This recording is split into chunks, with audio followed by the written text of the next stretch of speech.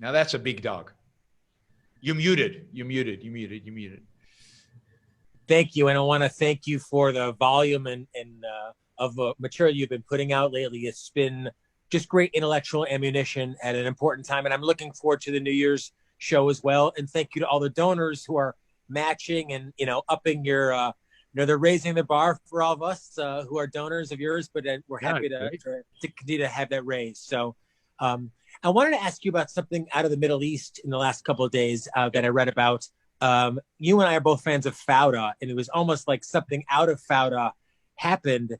As I understand it, in Iran, one of Iran's top nuclear scientists was assassinated in this very coordinated, amazing hit job that involved a number of people and that supposedly was carried out by Israel. I don't think it's been confirmed.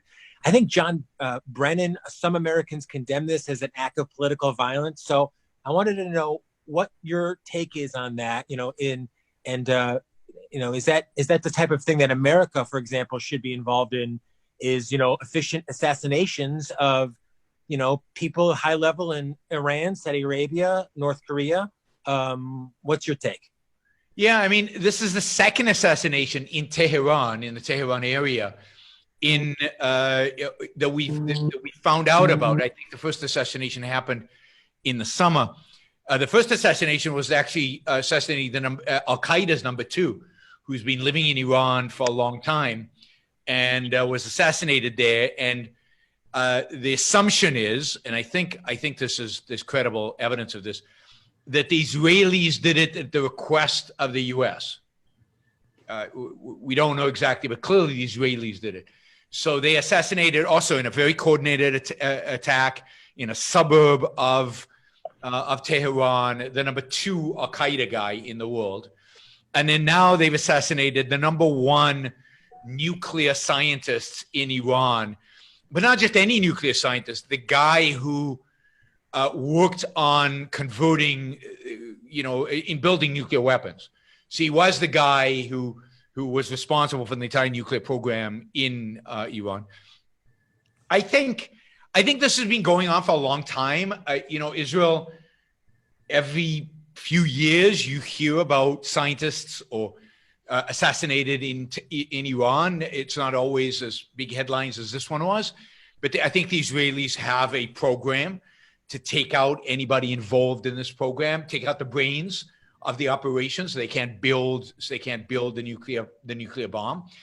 They did this. Some of you might remember, most of you are probably too young to, but Israel took out the Iraqi nuclear power plant in 1980 or 81, maybe 81. And before they took out the actual nuclear power plant, they for years had been killing Iraqi scientists who were working on the plant. So they basically, will not tolerate the building of nuclear weapons by an enemy nation, and they're taking them out. Now, look, I believe all this is weak and not enough, and only delays. It doesn't change the projection. A lot of the scientists that work in places like Iran and others on nuclear power program might be from North Korea, they might be from Pakistan, who has nuclear weapons. They might be Russians who used to be under the Soviet Union.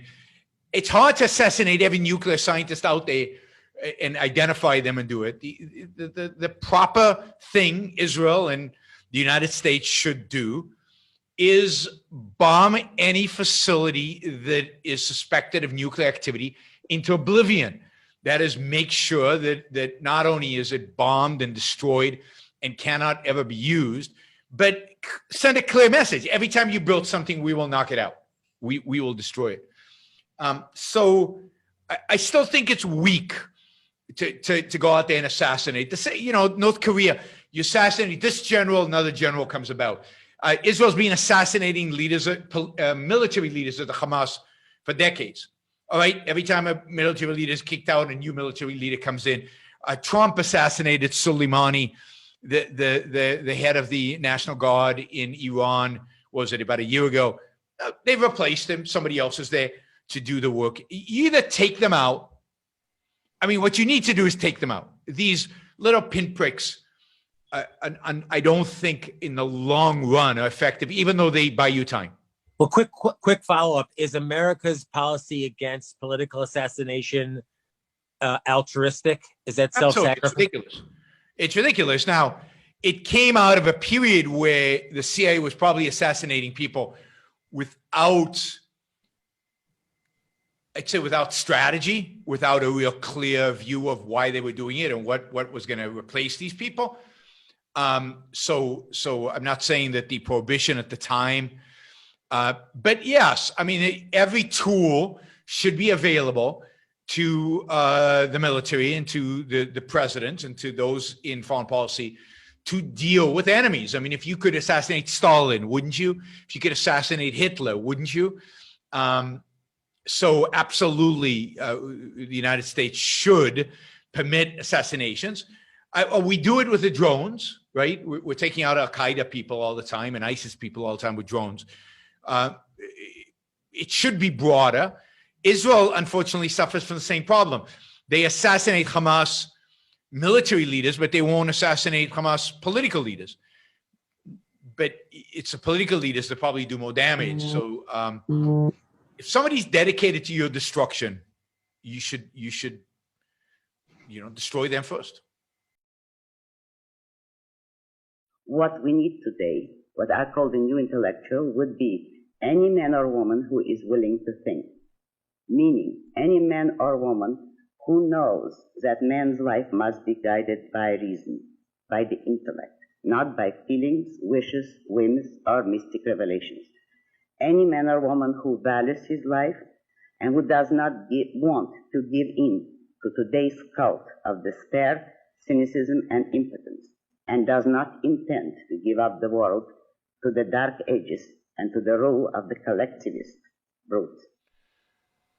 All right, before we go on, reminder, please like the show. We've got 163 live listeners right now, 30 likes.